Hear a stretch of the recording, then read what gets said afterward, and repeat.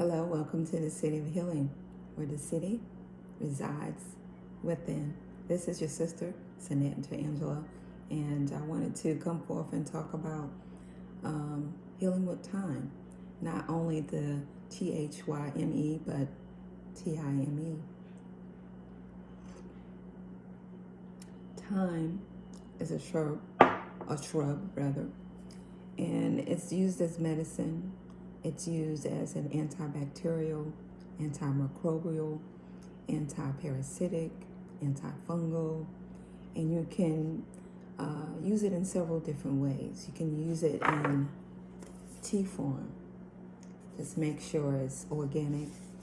This particular one is from the wild, and I like wild because it's one way to ensure that it's straight from nature and you're going to get all the benefits from it.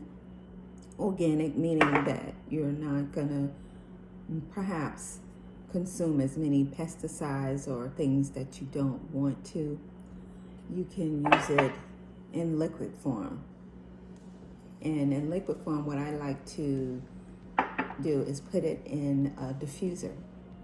And a diffuser with thyme, I used that a lot about 2 or 3 years ago when we were in our crisis situation.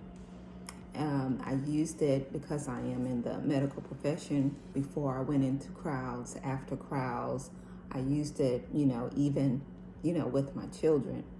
And I got great benefits from it because, like I said, not only in prevention and clearing the nasal passageway of potential bacteria or bacteria that's there or overload of bacteria, other germs.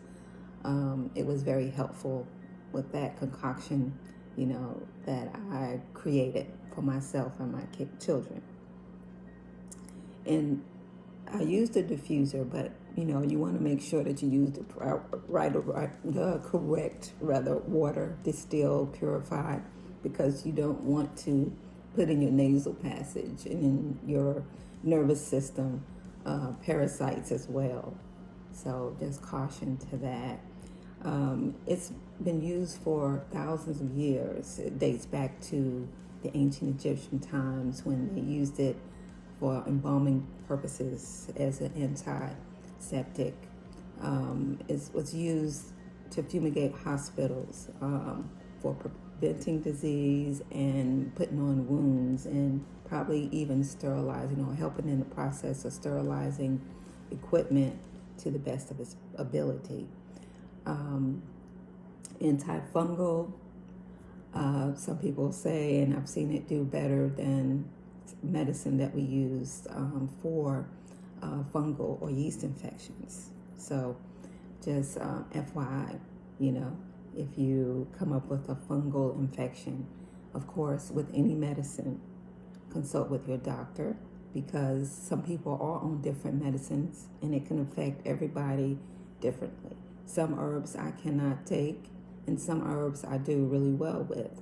Your body is different from, another person's body. Some people are on certain medicines, Some people have certain disease processes that they know about and that they don't know about that will prevent them or can harm them. So for extra caution for yourself, always consult with a doctor.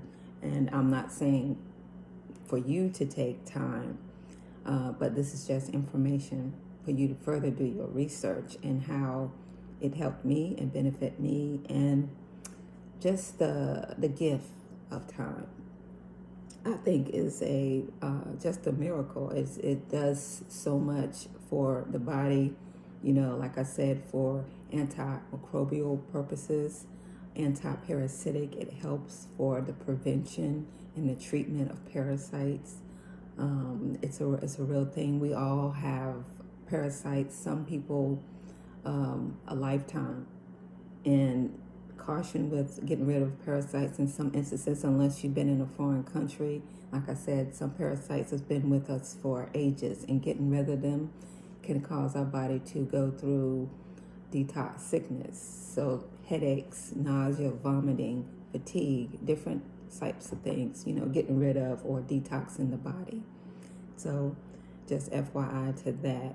But yes, I enjoy thyme. I usually, you can cook with it as well. I like to put it in soups. It's good in soups. It's good in, poultry dishes, etc., etc. And some people, and I remember my grandmother also used it, with, what you call it, when you but we had a smokehouse, and not only with the salt, she put certain herbs down with the meat to make sure in the curing process that was free of different type of microbes. Also, some people use it to get rid of mosquitoes or prevent mosquito bites. I've used it, and I put it in a concoction that I use because I live around a lot of trees, and we are like in a flood zone, so we get a lot of water here. So mosquitoes love that type of environment. But fortunate for me, I don't know why, but they don't bother me that much. But some people it does, so I create a little concoction that helps some, to spray around the house or spray around people. So it's excellent for, warding off, mosquitoes and certain little bugs that you don't want around. So just FYI to that. I love to drink it as a tea. This particular one is, very delicious. I like tea for healing purposes. I love coffee most, but I have to use it decaf. But, for tea, I love the concept of tea and its healing effects. And I love to drink tea, no sugar, no other thing involved, just a delicious cup of tea. And when you consume an herb, you have to also, even though people say it's good for this, it's good for that, when you consume it, you have to see how it works for your body. For example, holy basil, I cannot drink that tea, even though it has great benefits.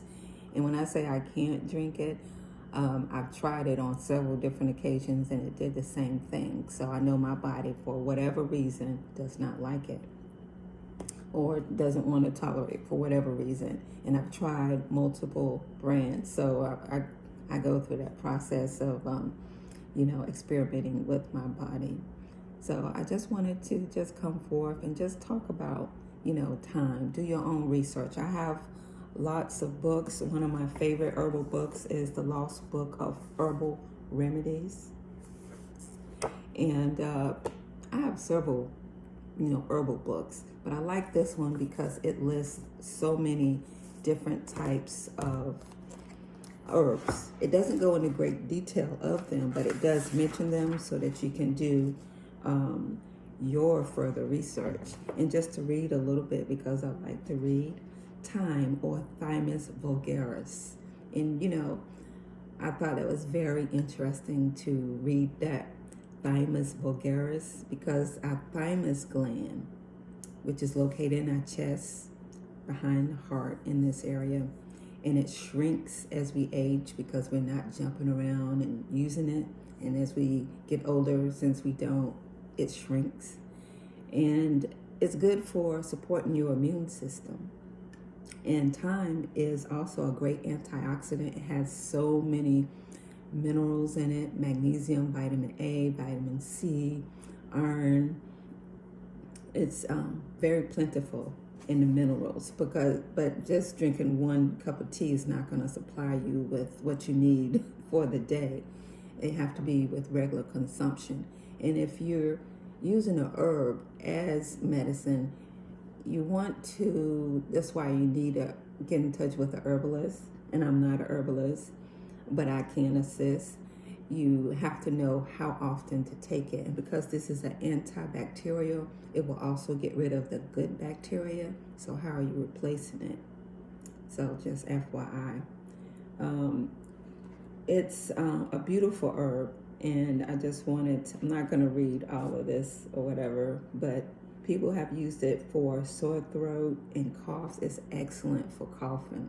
I've made a great tincture with honey and just put it in a glass container with a glass top or some type of plastic top, not metal, and just let it sit and put it as a tea. It's excellent. excellent for cough and sore throat, especially with the honey. Let's see what else. It's good for the digestive tract. Even though, it helps with digestion and metabolism, it also can pick up your appetite. So you may eat more, even though you're burning calories more. And what else? In some instances, some research says it's good as a seizure medicine. I haven't looked further into that, but that's very interesting to mention. So just a little bit about that reading portion of that. Particularly, I'm glad I opened that because I did want to mention about the thymus gland. And that's basically it. You also can get the herb and boil it, and you could use it on your face for your skin, also for growing your hair. So many different creative ways you can use thyme, and in time you can witness healing. Anyway, that's it for now. Thanks for visiting the City of Healing. Until next time, take care.